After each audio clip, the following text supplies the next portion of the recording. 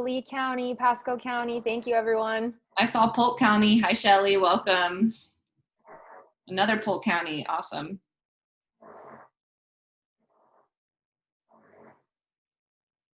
Hillsborough County with Mosey. Welcome.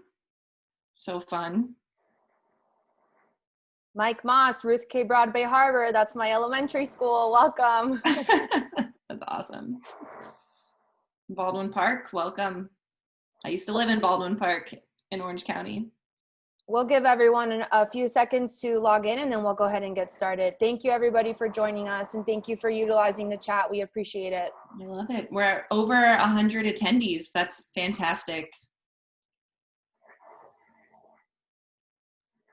All right, Kim, let's go ahead and get started. So thank you everyone. Good morning. Thank you for joining us. We're really excited to host session 1 today. Our session is called the Everglades Literacy Program, Keep Your Classroom Connected. And what we are going to be focusing on today is the Everglades Literacy Program, which many of you know is a free standards-aligned K-12 curriculum. And now we have distance learning resources for your classroom or virtual classroom. Our education team is here to support all of our teachers in teaching about the Everglades. This session will provide you the information that you need to implement the education program in your classroom and use our interdisciplinary curriculum, activities, and resources. Today, we will be highlighting a distance learning resource that can be adapted and used across grade levels.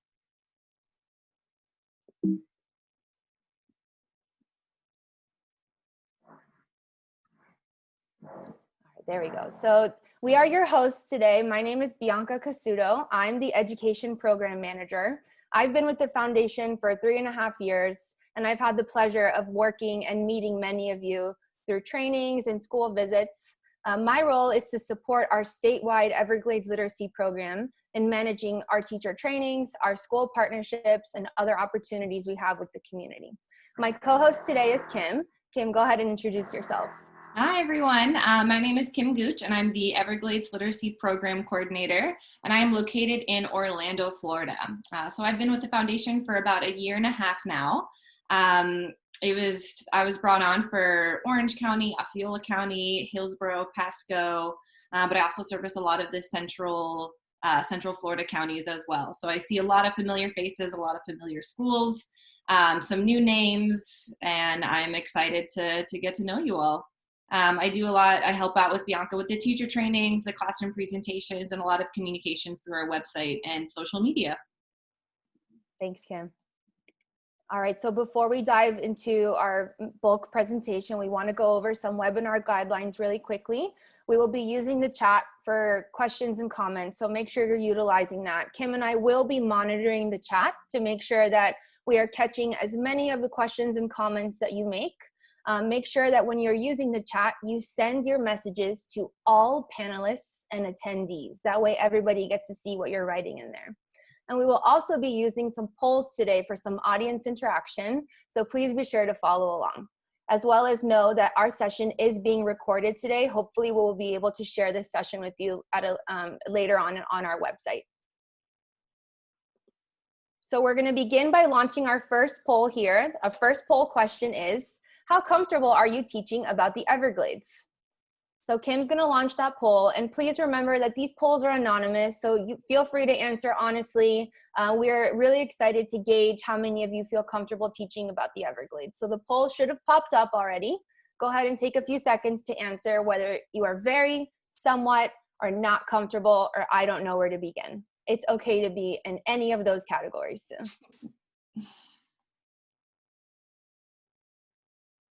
Wow, thank you guys for voting.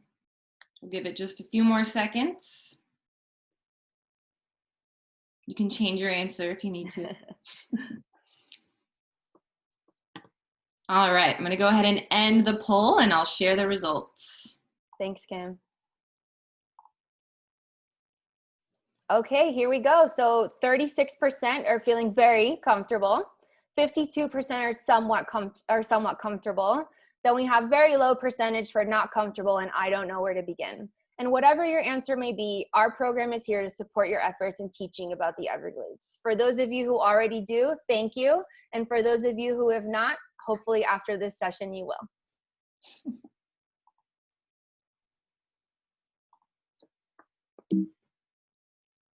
So before we move into today's resources, I'd like to quickly touch on the Everglades Foundation. We are an environmental nonprofit that was established in 1993 by two outdoor enthusiasts who were concerned about the health of the Everglades ecosystem. They were avid fishermen who realized that they saw a decline in the Everglades ecosystem and wanted to start a foundation to address the many issues that the Everglades was facing and is currently facing. So our mission statement is to protect and restore America's Everglades through science, advocacy, and education. Our environmental education program is a place-based education program that connects students with the Everglades and how to be great Everglades stewards. Our program has grown significantly over the last few years, and the demand for Everglades education is higher than ever. As the foundation grew, we realized that many teachers and students in Florida did not know where their water was sourced from or did not understand their backyard being the Everglades ecosystem. So in 2013, the board of directors approved the education program, which is us, the Everglades Literacy Program. They did this in order to fulfill that mission statement of helping to protect and restore the Everglades. And we know that education is a big part of that. The Everglades Literacy Program was established to foster Everglades literacy in all students and teachers. Everglades literacy gives teachers the knowledge they need to move forward in educating students and the future generations about the Everglades. We are trying to bridge the gap between that knowledge content that we have about our own ecosystem. And this is especially important because many of us in Florida, 40% to be specific, get our water from the Everglades. That includes our fresh water and our drinking water. That's nearly 8.7 million people, with 2.3 million in Miami-Dade County alone. And we, of course, we have several industries that rely on fresh, clean water. So our goal is to help teach about that water to make sure that we can help protect it and use it in the future as well.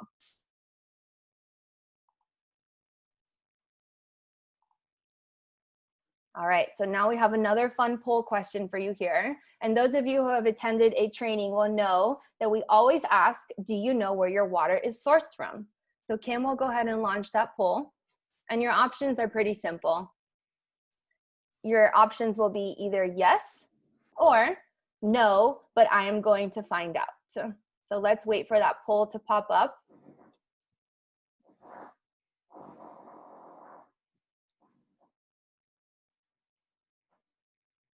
There we go. All right, perfect. Thank you, Linda. I see you responded in the chat too, so that's great.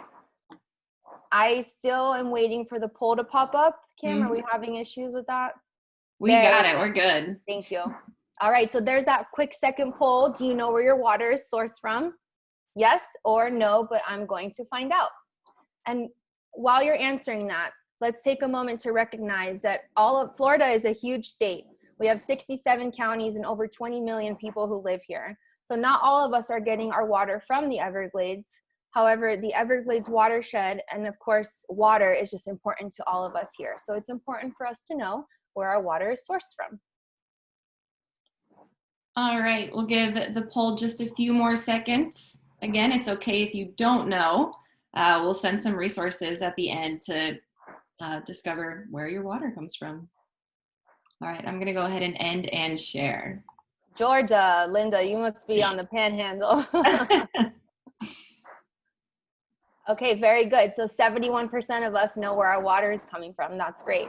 For those of you who aren't sure, that's not a problem. What we will do is we will send you a follow-up that includes a map of all of the water sources in our state of Florida. So you will end up knowing that information. Great, love it. All right.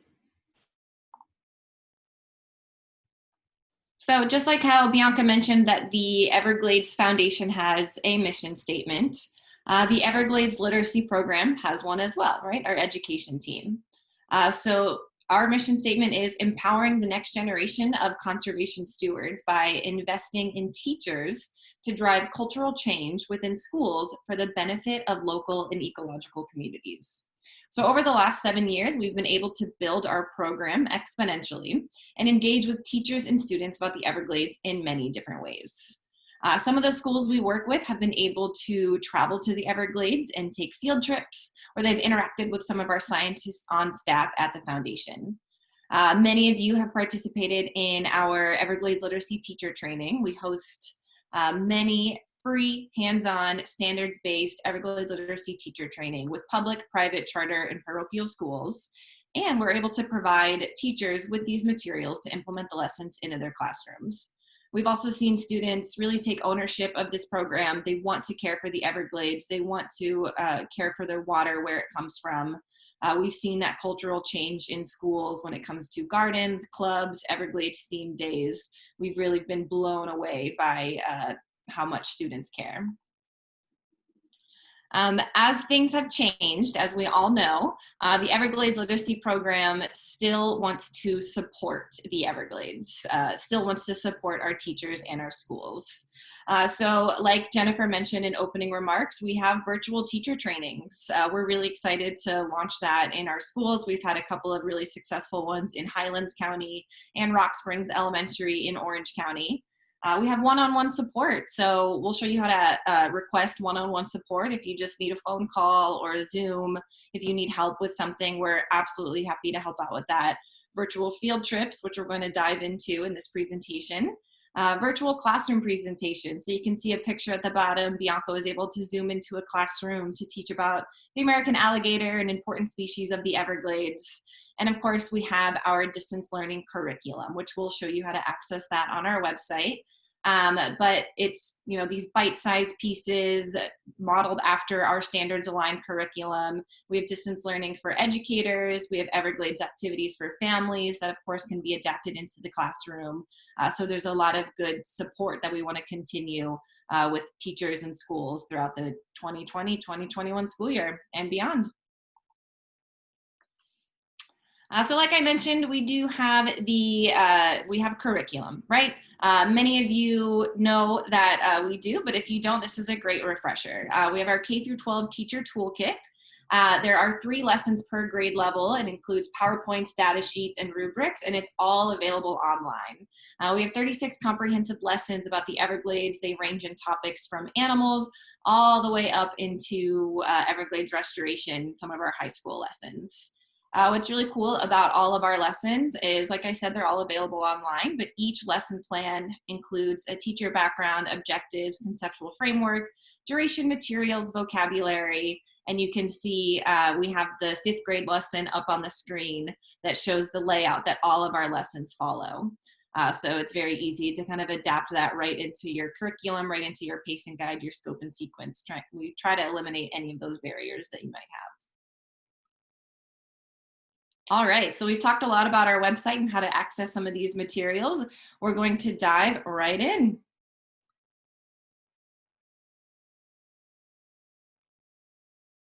Everyone can see the website, right? Awesome. Hopefully some of you have been to the website before, yes? I see lots of yeses in the chat, awesome. Perfect, so this is our website, evergladesliteracy.org.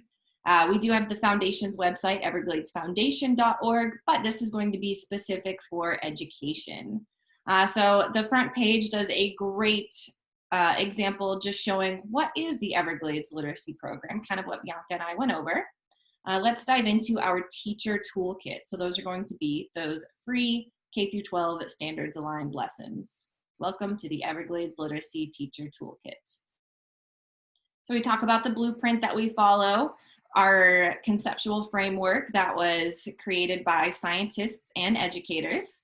You can download the Everglades Literacy brochure, talks about some of our really important concepts that we follow, and our curriculum. So you can see each grade level has a little badge that talks about the theme, all the way down to 9th through 12th grade Everglades restoration.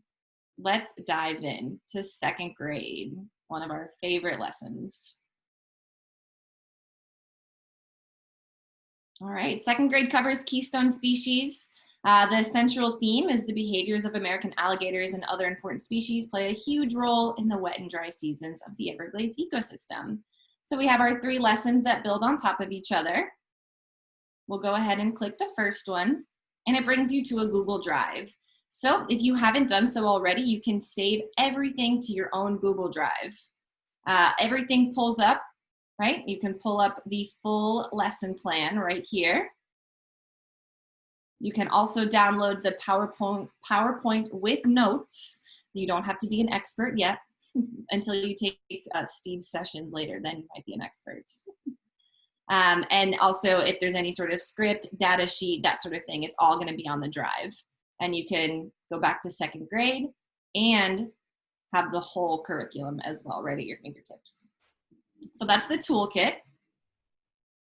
Moving back to our website, you can learn a little bit about Champion Schools. If you'd like to get involved, we would love to talk with you. So here you can schedule a teacher training. If you have questions about virtual teacher trainings, one-on-one support, you can schedule that with us. And then of course, all of our resources for the 2020 Virtual Teacher Symposium. So that's gonna be on this tab. So of course, after the sessions today, we will be able to upload all of the links, the contact information, and everything that you need for the Teacher Symposium resources. And speaking of resources, we're going to show you our distance learning resources. So you can see we have many different videos, books, story time, our Everglades activities for families, our great activities that you can do at home with the family, or you can do it with some of our younger grades. So a wonderful activity that we have is the Everglades Haiku worksheet and activity. I know that some of our schools in Rock Springs, in Orange County did this. Just the drop down, you can download the worksheet and you can, of course, share your haiku with us using the hashtag Everglades Literacy. So that's a really fun activity. Scrolling up to distance learning for educators, right? We have some really great lessons here that range anywhere from K through 5 all the way up to middle school and high school. One of my favorites is Build an Airboat at Home STEM activity. So we talk about the engineering process, using recycled materials to build an airboat. You can download the lesson plan with the engineering process. You can watch the YouTube video. You can watch me test the airboat in my backyard. It's a lot of fun. Another great lesson that we have for more middle school and high school is the history timeline. So if you really want to dig into Everglades history and social studies, you can download the Everglades history timeline with the matching sheet that it has. And then it also connects to grades 6 through 8 and 9 through 12, some of our curriculum. So if you have any questions about that, definitely let us know. I see a lot of great comments in the chat. But today we are going to dive into Odyssey Earth 360-degree videos and field observation data sheets. So here you can access the Odyssey Earth 360 videos. You can click on the 4 habitats data sheets that we've created. And of course, it comes with a teacher guide and answer key. So let's take a little virtual field trip. Thanks, Kim. Thanks for walking us through the website and getting us to our partner website, odysseyearth.com. The interactive 360-degree Everglades habitat videos are available on this website here, which is a multimedia website with educational videos that introduce students with a sense of adventure, curiosity, and responsibility. Many of you are familiar with this website and Richard Kern. He's been producing Everglades resources for many years, and many of you have seen them through our teacher trainings and our presentations. So what Kim is going to do now is she is going to click on the Mangrove Fringe 360-degree video, and this is that main activity highlight that we are going to focus on for our session.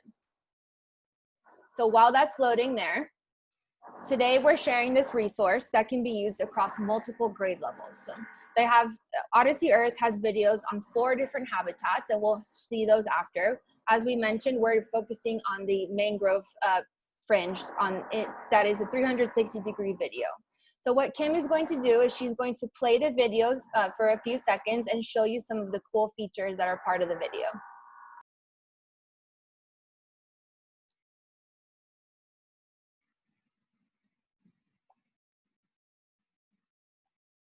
The word refers to a group of plants or shrubs, trees that have adapted to environments that are wet and salty. In Florida, we have 4 species, but they're not all closely related. Mangroves are super important for many of the same reasons that seagrasses are. They provide habitat for animals. They also create oxygen and suck carbon dioxide out of the atmosphere. But also in South Florida, they're really important because they act as a buffer zone that slows down the effects of tropical storms and hurricanes. So hop in your kayak and follow me. We're going to explore the mangrove fringe, and I want you to keep an eye out for 3 things to identify, indicated by this symbol and this sound. Then go to your field guide right here and try to identify those 3 things. All right, well, there is a little bit of a lag because of the Zoom platform, but did you see how Kim was able to move her mouse around? She was able to interact with the video moving left, right, even up and down. And this is one of the best features about this video, is that you can then explore it and use the field guide that is provided. That field guide includes a habitat overview, as well as a list of animal and plant species and some cool features of the habitat as well. So the field guide is something that you'll review on the website there. It's necessary in order to identify those species. Let's go ahead and switch back to the PowerPoint so we can walk you through the activity a little bit more.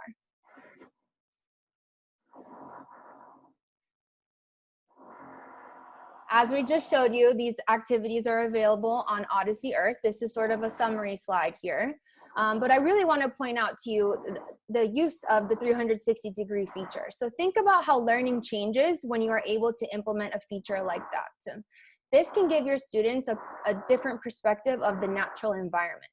With the students having the ability to explore the environment of their own, they're placed in the center of the action, and they are surrounded by the sights and the sounds. They will naturally ask themselves questions about the habitats and find themselves checking out the areas that interest them the most.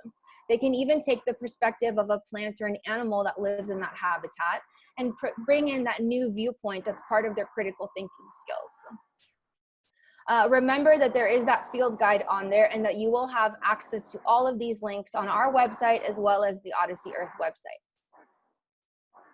So the goal of today's session is to provide you a resource that will educate your students about the Everglades. We chose to highlight this one in particular because it encourages students to use their field observation skills. Our Everglades Literacy Program created field data sheets that we will point out to you in a minute, but I want to talk about field observations, in particular how important they are for the science classroom.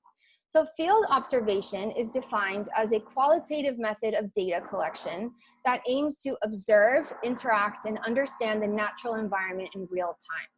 This is an important science skill for students to learn and practice. However, it is not traditionally taught in the classroom. According to the Association of Fish and Wildlife Agencies, outdoor observation is foundational for field methodologies. Students can mirror the work that scientists do in the field by using descriptive, comparative, and correlative scientific inquiry.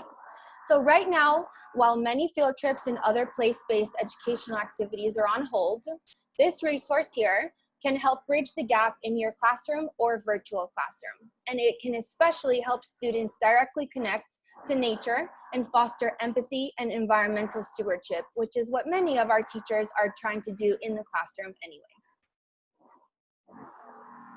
On the right-hand side of this screen here, you see a screenshot of the field data sheet that we have created. Remember, this is available on our website under the distance learning field, under the distance learning tab. The field data sheet lists the instructions at the top, and it includes the hyperlinks to the interactive 360-degree videos, as well as that field guide. I know we've been saying those same words over and over, but we want to make sure that you understand that you have complete and total free access to all of these resources. The data sheet, as you can see, is broken into 2 parts. I will be reviewing part 1, the identifying abiotic factors. Abiotic factors are the non-living factors in an environment that affect the organisms, and that includes things like air, water, landforms, and elevation. Your students will be asked to collect the sunlight availability and the temperature, and because they can't go into the field to do that, they can just use their current location on the digital device to get that information. Great. So like Bianca said, it is split into part 1 and part 2. Part 1 covers the abiotic factors, where part 2 is where students dive into the field observations. So as you look on the worksheet, it does say, as you watch the video, listen for that whistle, right? Did everyone get a chance to hear the whistle?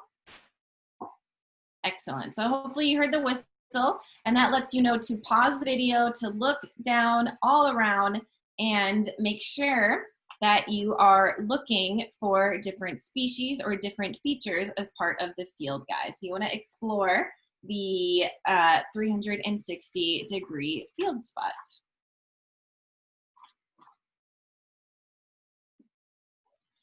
So it also has some questions that you can use. So this is really great to start to develop those field observation skills that you have, and answer the questions as a class, or your students can answer them on their own. Are the mangrove tree roots close together or far apart? Are the mangrove roots fully submerged, partially submerged, or not submerged? What is the color of the water? And do you think it is fresh water or salt water? That is very important for the students to really think about when they're looking. So part 2 continued. It talks about species identification. So students will answer 3 questions that identify either a plant, animal, or feature of the habitat. And then they also will draw a sketch. So the field guide is really important for when the students are sketching. So drawing sketches of what you're observing is an important skill because it allows students to visualize and document what they're observing. Using the 360-degree feature of the video and field guide will help. And it also gives some great questions down below. So question 8 talks about our senses. So no matter what grade level your students are at, you can adapt this to lower grades. So I see a question about primary grades, maybe just taking a couple of questions, like question 8. Remember to use your senses. So when you're doing a virtual field study, it's really going to be sight and hearing that you're utilizing. So pause, have the students record everything that they see and everything that they hear. But once you start talking about field observations outside, maybe doing a backyard scavenger hunt, they want to use all of their senses. What do they feel? What do they smell? Maybe not taste, but what do they see? What do they hear? And just what's all around them. How do students do a sketch in the virtual classroom? Great question. You can print and send out these worksheets, but you can also have them take pictures and send to you. Question 10 does a really great job. That brings us back to Everglades restoration and why mangroves are so important to a healthy Everglades ecosystem. Mangroves help with flood protection, saltwater intake, and they provide shelter for many animals in the Everglades. So this is a really great way to bring it back and make that connection between teachers, students, and Everglades. Great questions. Thank you, Jennifer, for sharing. So we have another poll question, and this one is about which section of the field data sheet do you think would help students practice using their field observation skills in the natural environment? So I'll go ahead and launch that poll. There's 3 different options: identifying abiotic factors, using a field guide to identify species and features, sketching plants, animals, and features.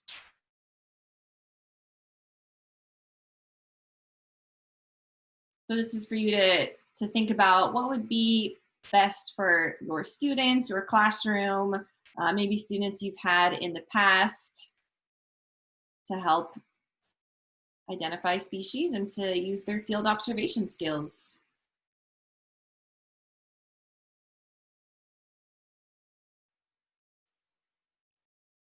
Yeah, thank you everyone for your comments. We see students sketched in the Google Jamboard. All of our data sheets are PDFs, yes, so you can download and make them any size. I think all of them, great answer.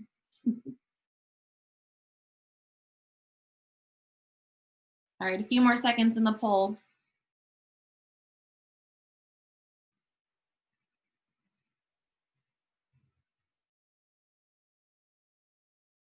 Excellent, so we'll go ahead and end the poll and share results. So it looks like 53% think using a field guide to identify species and features is awesome. So you can use the field guide on the Odyssey Earth 360 website. Also, I know Audubon has really great field guides. There are a lot of different books that you can use to get students outside and try to identify what's around them. Abiotic factors, 7%. Those are really fun to have students differentiate between the two. You can learn the difference. And then sketching plants, animals, and features. I know I'm a visual learner, so being able to sketch that out is helpful for me. So awesome insight, everyone. Thank you.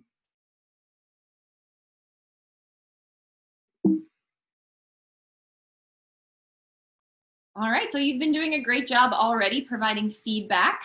I love seeing the different platforms that you think that you can use these worksheets on, which is really great. So Cami, Google Classroom, I've seen Google Jamboard, we have Google Yes. Draw, we have OneNote. So I was taking notes in the chat. You all are using such different platforms, and it's great for us to learn about them as well, so that we can learn to interact with you using those particular platforms. We are constantly creating new resources and content, and we are obviously mindful of teachers who will be teaching in a virtual classroom in the upcoming school year. So please be sure to let us know what platform you're using so that we can best accommodate you. Absolutely. And for teachers who have done this in the past, we've seen a lot of successes, and let us know what else we can do to make it more. We have one comment here from Stephanie. It says, it's a great way for the students to feel like a real scientist. And that is exactly what we wanted when pointing out this activity. So thank you for sharing that with us. I love that. Perfect. Let's go ahead and wrap up our presentation, and then we'll have some time at the end for a few questions. So we want to stay connected with you, in particular because school is coming up, and whether you're going back to a classroom or a virtual classroom, it's important for us to be there supporting you and providing content. So how can we stay connected? You can request a virtual teacher training from us, and Kim reviewed that on the website, and we're happy to walk you through that after this session as well. These teacher trainings are a great way to dive into 5 lessons that you can easily take back into the classroom and adapt for your grade level. As we've also pointed out, we have easily shareable, bite-sized pieces from our interdisciplinary curriculum that teachers can use over distance learning. So this is one of those that we highlighted today. These interactive 360-degree videos are an incredible resource for teaching about science. And although we wish we had more time to talk to you about other subject areas, that's why we pointed out some of those haiku and timeline activities in the beginning, because we want to make sure that our reading and language arts, social studies, and history teachers are accommodated as well. Our curriculum is not just for science teachers, but for math and reading and other subject areas as well. And of course, as Kim mentioned, they're all standards aligned so that you can feel comfortable and appropriate in implementing that in your classroom. Ultimately, we want this to happen in us staying connected because it can lead to better informed decisions. So if our society has the information it needs about the Everglades, then that will lead to better decision making. And that's going to include different groups like homeowners and voters and policymakers, and of course, teachers and students like you. It will also help reduce environmental risks and negative impacts to our fragile and unique ecosystem. There's only one Everglades in the world, and we know that we need to protect it. We need to protect it for the future of the own environment as well for future generations. We've all been fortunate enough to experience the beauty of the Everglades, learn about the habitats, the species, rely on it for drinking water and fresh water. And we want to make sure that future generations have that same access too. Awesome. So if you were in opening remarks, Jen shared this image as well, but it's just really great to see our reach and our impact, and we want to reach more, so join us. As of now, we've trained over 3,400 teachers and provided the materials and lessons needed in their classrooms. We've been in 22 counties, and we want that to grow. So if you don't see your county highlighted on the map, send us an email. Let's get started. Let's do a virtual training.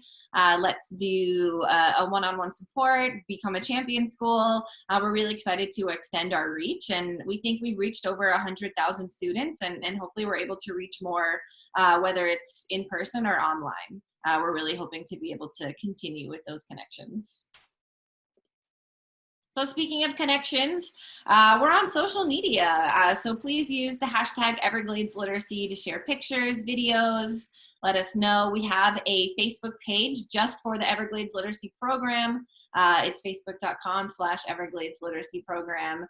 And then for our foundation, please follow along as well. On Twitter, we're EverG Foundation, and on Facebook, LinkedIn, and Instagram, Everglades Foundation. So stay connected. Let us know what you're up to. We love being able to see what you're doing with your students, and what you share can help other teachers and vice versa.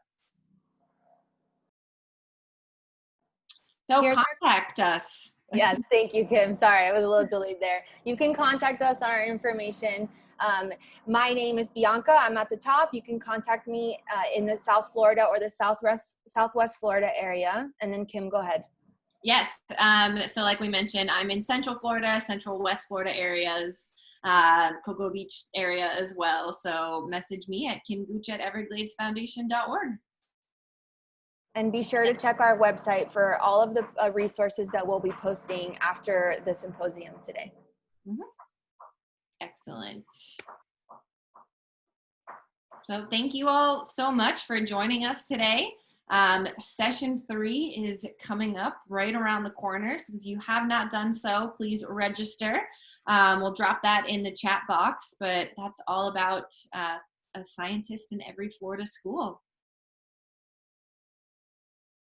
If anyone has any questions, we'll be on for the next few minutes. And in the meantime, we'll go ahead and drop the registration link for the next session. Yeah, thank you guys so much for joining us, and we'll see you soon. Have a great rest of your day. Get some more coffee. Thank you, everyone.